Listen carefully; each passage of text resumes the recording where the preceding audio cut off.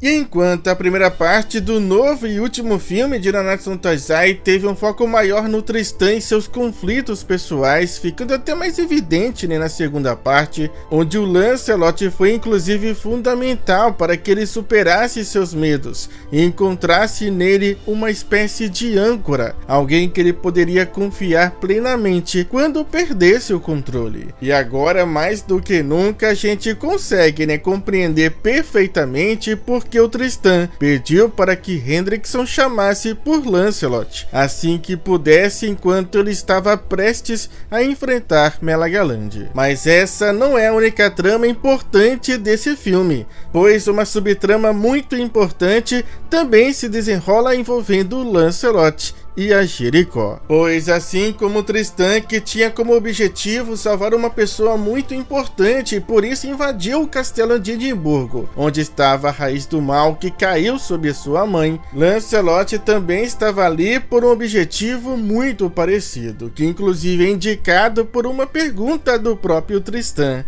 que chega a questionar o porquê dele estar ali, se ele estava querendo salvar alguém também. E apesar do Lancelot responder que buscava apenas diversão, a verdade é que ele também provavelmente estava ali para salvar alguém. E essa pessoa era certamente a Jericó.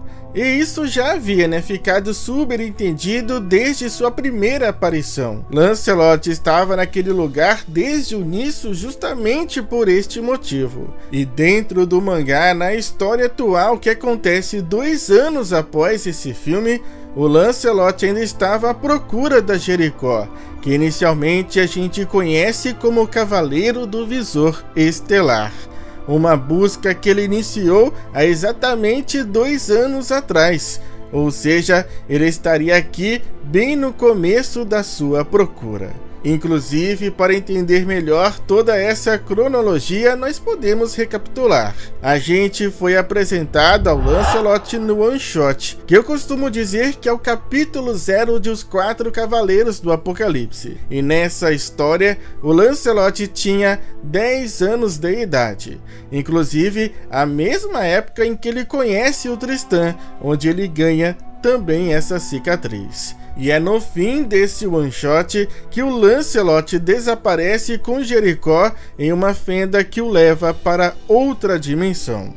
E 3 anos depois, ao completar seus 13 anos de idade, é que Lancelot e Jericó conseguem sair desse mundo. Ambos chegam a voltar para Benwick, mas pouco tempo depois Jericó, sem avisar ninguém, acaba deixando o lugar. E sem entender o que aconteceu, os motivos que levaram Jericó a fazer isso, Lancelot decide sair à sua procura. E inicia assim a sua busca por Jericó aos 14 anos de idade. O mesmo momento em que ele também ajuda Tristan durante a crise de Edimburgo.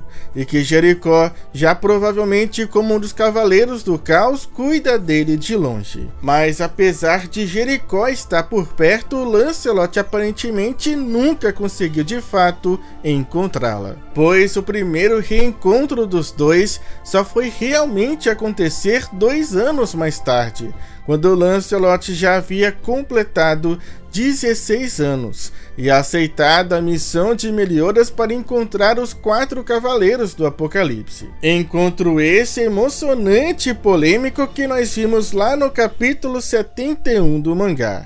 No entanto, alguns pequenos detalhes na forma de Jericó agir nesse filme parece não refletir muito a personalidade dela que a gente viu 2 anos depois. O que levanta para algumas pessoas a suspeita de que ela ainda não se tornou um dos Cavaleiros do Caos. Mas, como eu citei, o tempo de procura de 2 anos bate perfeitamente. E a Jericó, quando ajuda o Lancelot e o Tristan, pelo menos na versão dublada, ela acaba dizendo que eles serão a sua ruína. e ao dizer isso indica que ela de uma certa forma está agindo contra suas ordens, ajudando literalmente o inimigo contra o seu próprio aliado, outro Cavaleiro do Caos. Mas Jericó pode ter tomado essa decisão já sabendo que nada demais iria acontecer com ela. Isso basicamente por dois motivos. O primeiro é que nessa época nem Tristan nem Lancelot eram reconhecidos como grandes ameaças ao reino de Camelot, até porque eles ainda não foram profetizados como cavaleiros da profecia. E o segundo motivo vem de uma certa desconfiança de que Jericó seja também um dos 4 perigos. Isso porque as cores de sua armadura indicam muito essa possibilidade, pois os 4 perigos, aqueles que provavelmente são a elite de cavaleiros do rei Arthur, são identificados por cores diferentes e predominantes, pois provavelmente todos os cavaleiros do caos que estão abaixo dos 4 perigos são todos de uma única cor padrão, o dourado, já que todos os cavaleiros do caos que tiveram suas cores oficiais reveladas até o momento possuem as suas armaduras predominantemente douradas, portanto indicando provavelmente que todos eles têm como padrão essa cor. Já os 4 perigos, por sua vez, são diferenciados por possuírem cada uma cor predominante. Ironside, que tem como a cor predominante o vermelho, o Pelgard, que tem como a cor predominante o preto, e como a gente pôde ver, temos também a Jericó, que tem como a cor predominante o branco. Já em Liones, Pelgard recebeu a missão de vigiar de perto os talismãs sombrios. Ironside, a busca por Guinevere, e Jericó, eliminar o cavaleiro capturado pelo inimigo. Todos receberam missões importantíssimas que Arthur provavelmente só confiaria aos seus melhores cavaleiros. Fora que todos os cavaleiros do caos que são abaixo dos 4 perigos possuem padrão de nome. Todos têm seus nomes baseados em bebidas, especificamente o whisky. Portanto, diante de tudo isso, é muito provável, que Jericó seja sim um dos 4 perigos. E sendo um deles, ela teria alguns privilégios. Pois vocês se lembram do Pelgard? Ele ajudou os Cavaleiros do Apocalipse, não matou Percival nem a Gawain quando teve a oportunidade. E mesmo tendo feito isso, ele não recebeu nenhuma punição do Arthur, o que me faz acreditar, portanto, que os 4 perigos possuem privilégios e uma liberdade maior. Então, por esses motivos, ela não hesitou em ajudar Lancelot e o Tristan naquele momento. Até porque eu acredito que ela não deixaria o Lancelot se machucar de forma alguma, pois apesar dela ter ido embora, ela não consegue deixar de se preocupar e de cuidar do Lancelot, mesmo que seja à distância. E aquela cena, inclusive, onde o Ban pede para que Jericó continue cuidando do Lancelot, ele somente disse aquilo pelo motivo dele ter visto antes o gelo proveniente da magia da Jericó, com isso deduzindo que ela estaria por perto. Pois assim como Lancelot, ele não sabe os motivos dela ter deixado Benwick, e muito menos o que ela se tornou após fazer isso. Assim também como Lancelot. Ele sabia que Jericó estava ali, pois ela simplesmente falou com ele.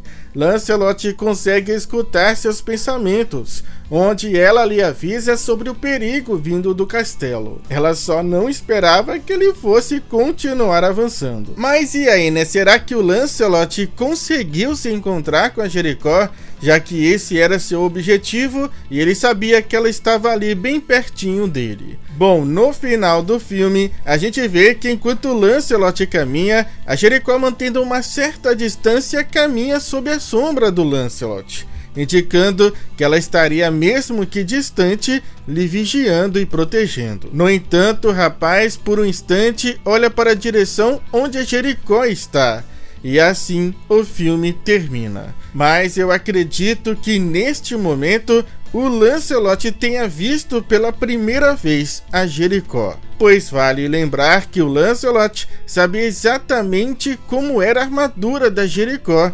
Inclusive era através da descrição dessa armadura que ele estava usando para tentar encontrá-la. Então, em algum momento, ele provavelmente pelo menos viu a Jericó, mas não teve, infelizmente, a oportunidade de falar com ela, de lhe perguntar por que ela foi embora. Mas outro pequeno detalhe pode indicar que a Jericó não era o único objetivo do Lancelot. E inclusive isso pode até mesmo entregar o destino do Lancelot. Pois quando Tristan derrota o Death Pierce, ele retorna ao seu estado normal. Lancelot se aproxima e destrói o artefato causador de tudo aquilo, um dos cajados do caos, ferramentas mágicas imbuídas com o poder do caos do próprio Rei do Caos. E quando ele faz isso, ele diz que com aquele já eram 3. Ou seja, na busca pela Jericó, Lancelot já havia se deparado com outros cavaleiros e seus cajados do caos. E o mais curioso é que, na verdade, nessa época, nenhum dos pecados aparentemente sabiam do que estava acontecendo. Somente o Meliodas e Elizabeth pareciam ter o conhecimento de que aquilo era algo provocado pelo Rei Arthur e seu poder. E ainda assim, eu acredito que o Lancelot sabia muito mais do que eles dois. Portanto, isso me faz pensar que, em paralelo à busca pela Jericó, Lancelot tinha também uma outra missão. Uma missão dada provavelmente pela Dama do Lago. Pois faria muito sentido imaginar que Lancelot tinha todo esse conhecimento sobre os cajados do caos e seus poderes devido receber informações daquela que é uma das criações mais antigas do caos. E essa é uma tecla da qual eu venho batendo já há algum tempo. Lancelot estaria preso, amarrado a um pacto feito com a Dama do Lago, e ele não poderia retornar para seu lar antes de cumprir também essa promessa. E que apesar do Nakaba tentar nos fazer duvidar e acreditar que a Gawain poderia ser uma traidora em potencial, no fim, o verdadeiro traidor seria simplesmente o Lancelot. Pois é inegável que todo esse mistério que o Nakaba tem feito em torno do Lancelot, o despertar dessa força descomunal, o mundo além e a Dama do Lago tem sem dúvidas um propósito muito além do que imaginamos, e que só pode ser revelado no momento certo, que eu acredito que seria logo depois deles conseguirem derrotar o Rei do Caos. E o porquê de acreditar ser após a derrota do Rei do Caos e como isso estaria conectado à Dama do Lago e seus verdadeiros propósitos, eu quero contar para vocês em outro vídeo bem especial. Pois agora eu quero saber de vocês. O que acham de tudo isso? Será que faz sentido ou não? Vamos continuar esse debate agora aí nos comentários e fiquem ligados aqui no canal para não perder o nosso próximo vídeo. Muito obrigado, falou, fui, é nóis!